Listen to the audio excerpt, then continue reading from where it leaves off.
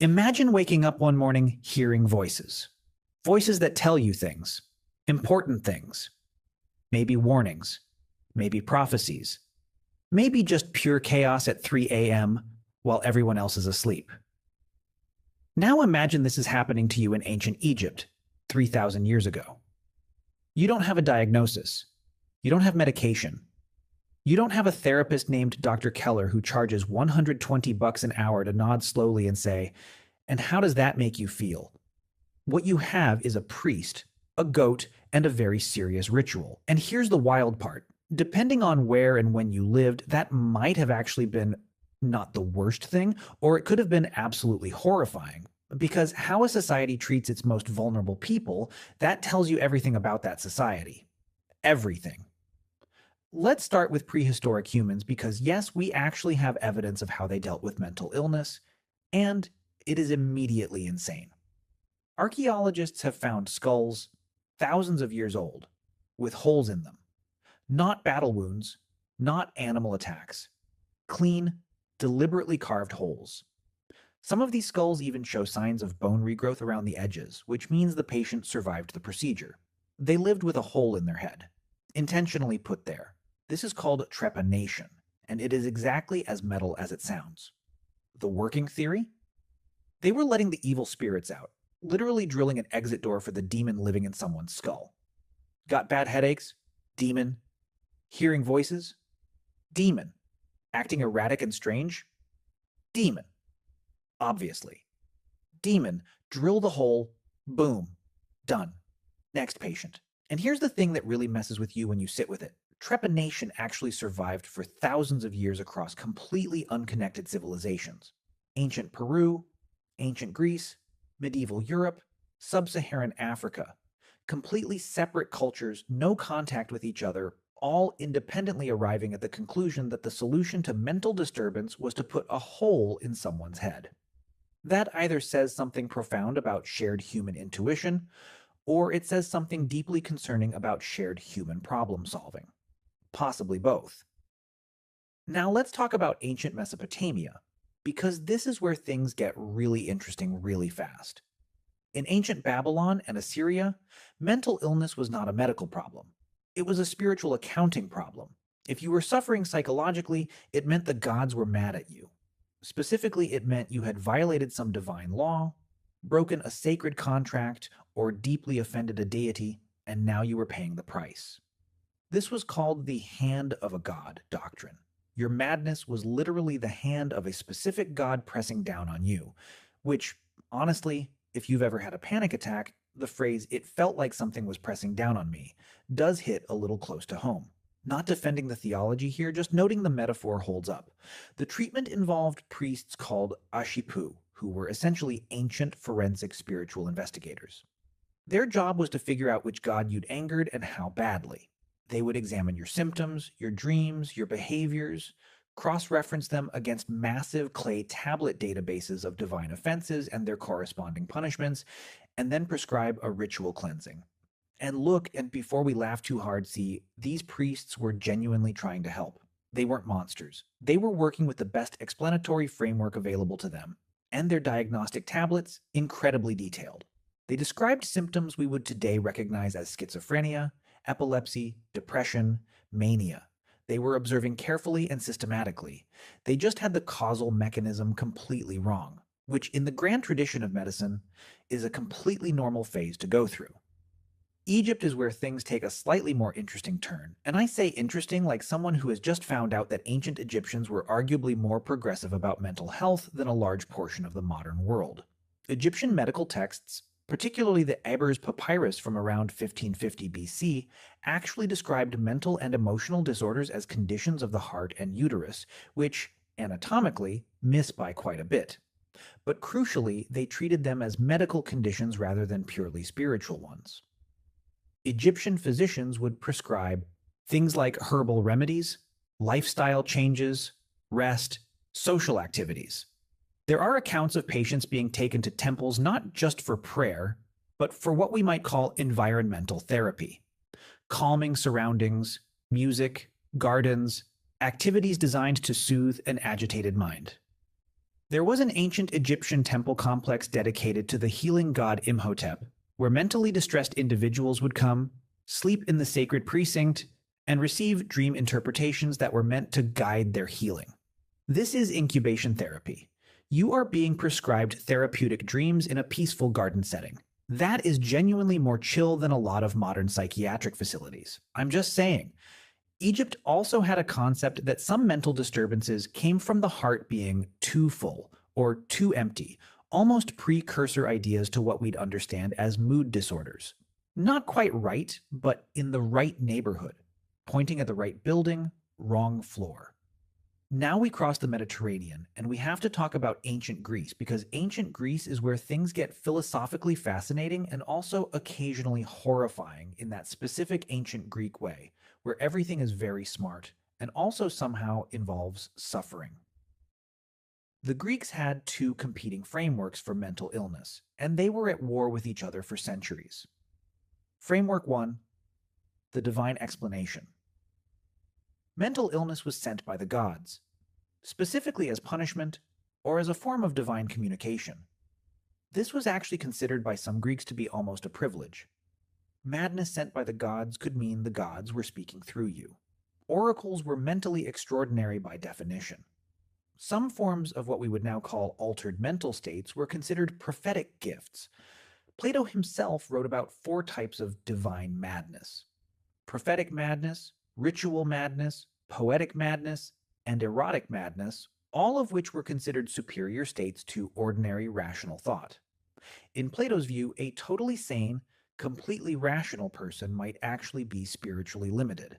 The mad person had access to truths unavailable to the merely normal, which is genuinely a wild take for someone who helped invent Western rational philosophy.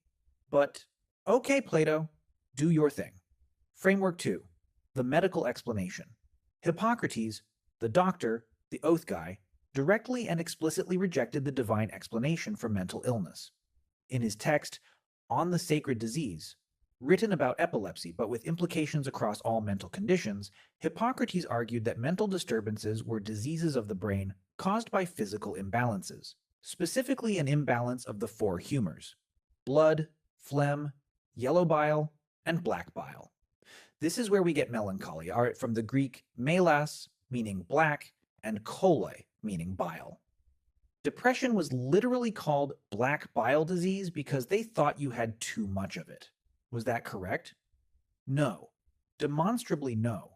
But the principle that mental illness has a physical, biological basis rather than a supernatural one was so far ahead of its time that most of the Western world wouldn't consistently operate on that assumption again for roughly another 2,000 years. Hippocrates was basically running ahead, turning around, shouting, come on, it's this way." And the rest of civilization said, "Thanks, we'll catch up in the 19th century." Rome largely inherited Greek ideas, with some additions and some steps backward, which is sort of the Roman specialty in all things. Take Greece, keep some of it, ruin some of it. Build better roads. Roman physicians like Galen continued the humoral tradition, recommending treatments like warm baths, massage, exercise, dietary changes, and conversation. Yes, conversation, talking through problems with a physician. Galen believed that the stories patients told about their distress were medically important. Not quite psychotherapy, but you can see the silhouette of the idea taking shape in the distance. However, Rome also gives us some of the darker chapters in ancient mental health history, because wealthy Romans who had inconvenient relatives, relatives whose madness might embarrass the family, endanger the inheritance, or just make dinner parties awkward, could have those relatives legally declared incapable and confined. The Romans had a legal category called furiosus, basically madman, and a person declared furiosus lost all legal rights. They could be locked up. Their property was managed by a guardian, and the decision about who qualified as furiosus was made by the family and local magistrate, not a physician. So if your uncle was genuinely suffering from severe psychosis, he might be confined. But if your uncle was also very rich and you were very greedy and slightly unscrupulous, well, furiosus is a flexible word when there's an inheritance at stake. Now we enter the medieval period, And here's where I need to address the massive misconception that medieval people were universally horrible to the mentally ill, and that it was purely religion and superstition all the way down. The reality is significantly more complicated and, in places, genuinely surprising. Yes, the demonic possession framework was dominant in medieval European Christendom. Yes, exorcism was a standard treatment. Yes, there were cases of people being beaten, imprisoned, or worse under the belief that they were demonically afflicted. But there's another thread running through medieval history that doesn't get nearly enough attention. Medieval Islamic civilization, which stretched from Spain to Central Asia during this period, was doing something genuinely extraordinary with mental illness. The physician Ibn Sina, known in the West as Avicenna, wrote the Canon of Medicine in the early 11th century, one of the most comprehensive medical texts in human history. His framework for mental illness was explicitly medical. He described conditions resembling what we would call depression, mania, anxiety disorders, and what sounds very much like obsessive-compulsive disorder. He recommended music therapy, physical exercise, meaningful work, and what he called psychic treatment, using conversation and suggestion to alter the patient's mental state. Ibn Sina is, in the most literal sense, describing psychological intervention in 1025 AD. Medieval man, not post-Enlightenment, not Victorian, 1025 AD, and the Islamic world didn't just theorize, they built. The first psychiatric hospitals in history were built in the Islamic world. Baghdad had one in the 8th century. Cairo had one in the 9th century. These were not prisons. Historical records describe them as places of healing, with running water, gardens, music, and physician oversight. Meanwhile, Europe was performing exorcisms. I am not here to oversimplify or do lazy civilizational comparison.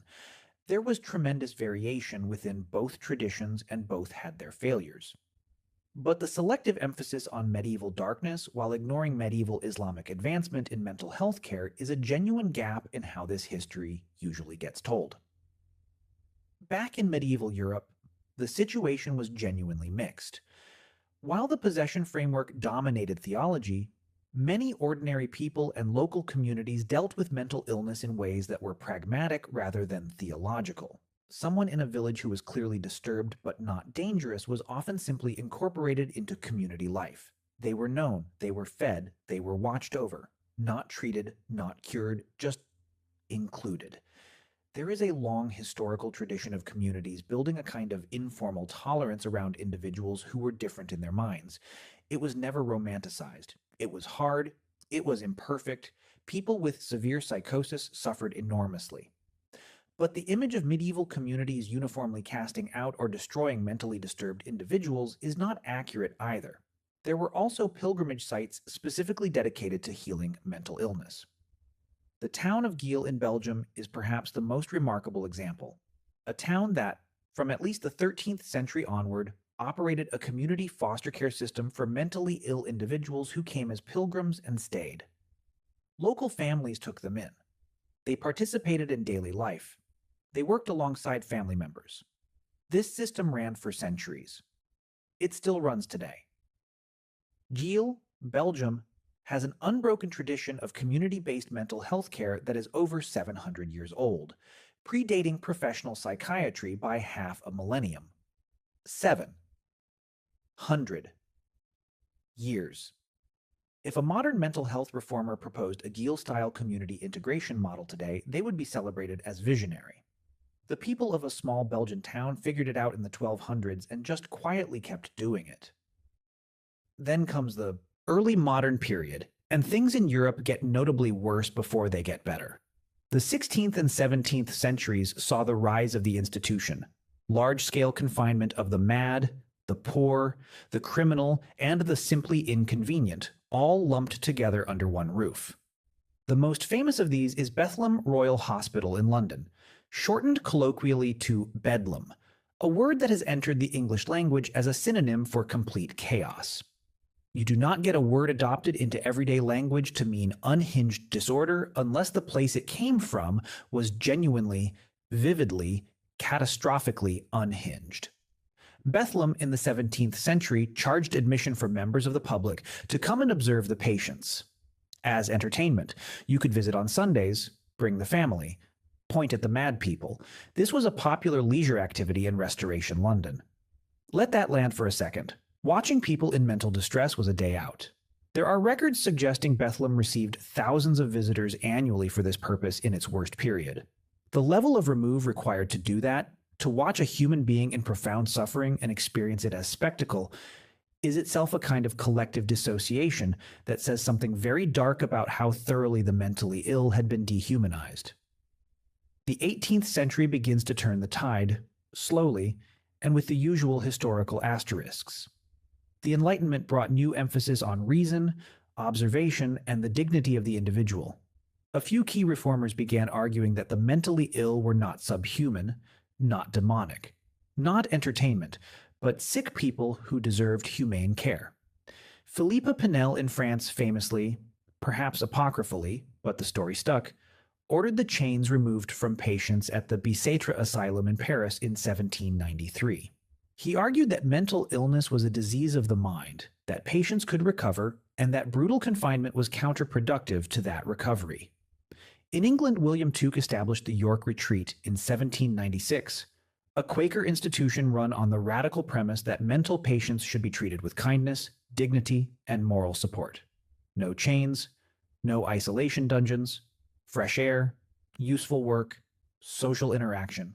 The York Retreat's outcomes were dramatically better than contemporary asylums, because it turns out treating traumatized people kindly rather than torturing them tends to produce better mental health outcomes. This was considered a radical discovery in 1796. We were making progress, genuinely. Slowly, unevenly, with enormous suffering in the gaps, but the direction was right. And then the 19th century arrived and built enormous asylums and overcrowded them to catastrophic levels. So progress is never really a straight line. The asylum movement started with reform intentions. Get people out of poorhouses and prisons into specialized facilities, treat them with the latest psychiatric methods. By mid-century, those facilities were overwhelmed, understaffed, and had developed institutional cultures that were themselves deeply traumatic. The conditions in many 19th century asylums would be recognizable to anyone who has read accounts of prisons or concentration camps, not in the deliberate evil sense, but in the sense of what happens when you put large numbers of vulnerable people in total institutions with minimal oversight and insufficient resources. Things go wrong. Systematically and predictably wrong. And yet, the 19th century also produced the first systematic scientific psychiatry, the first attempts to classify mental illness rigorously, the first serious neurological research into the brain. Figures like Emil Kraepelin making observations and building diagnostic frameworks that, refined enormously, are still the foundation of modern psychiatry. The knowledge was advancing. The institutions couldn't keep up with the knowledge. The knowledge was arriving faster than the humanity could be organized. What does all of this mean? Here is what strikes me when I trace this entire arc, from trepanned skulls, to Geel, to Bethlehem, to the York Retreat. And it's something genuinely worth sitting with. The most humane responses to mental illness throughout history almost never came from the most sophisticated societies.